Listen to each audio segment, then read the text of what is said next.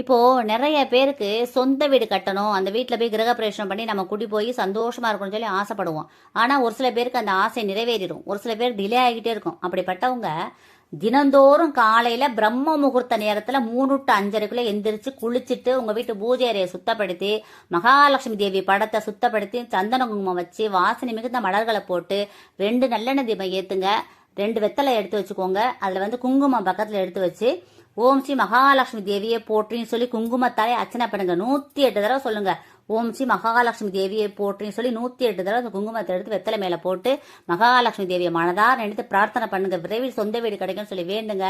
கண்டிப்பா நீங்க சொந்த வீடு கட்டிடுவீங்க. ஏன்னா பிரம்ம முகூர்த்தங்கிறது அவ்வளவு விசேஷம். 33 கோடி தேவர்களும் பூமிக்கு வரதா ஐதீகம். அந்த டயத்துல தான் வர்றாங்க. 3 to 5:30 தான் வருவாங்க அந்த பிரம்ம முகூர்த்த நேரத்துல. அந்த டயத்துல உங்க வீட்டுல விளக்கு எரிஞ்சுக்கிட்டு இருக்கும் பொழுது அத்தனை தெய்வங்களும் உங்க வீட்டுக்குள்ள வந்துடும். நீங்க என்னென்ன வேண்டுறீங்களோ கண்டிப்பா நிறைவேறுங்கிறது ஐதீகம். அதனால விரைவில் நீங்க சொந்த வீடு கட்டிடுவீங்க. கவலையே படாதீங்க. தினந்தோறும் நீங்க சொந்த வீடு கட்டின மாதிரியும் அந்த வீட்டுல கிரகப்பிரவேசம் பண்ண மாதிரியும் உங்க குழந்தைகளோடையும் பிள்ளைங்களோட உங்க கணவரோட சந்தோஷமா இருக்கிற மாதிரியும் ஒரு காட்சிப்படுத்திக்கிட்டே இருங்க. அந்த காட்சியை வந்து மனசுக்குள்ளேயே கொண்டு வாங்க. டெய்லி அதை ஒரு டிவியில நான் சீரியல் பாக்குற மாதிரி மனசுக்குள்ளேயே அந்த காட்சியை உருவப்படுத்திக்கிட்டே வாங்க. கண்டிப்பா விரைவில் உங்களுக்கு சொந்த வீடு அமையும். நீங்க கிரகப்பிரவேசம் பண்ணுவீங்க.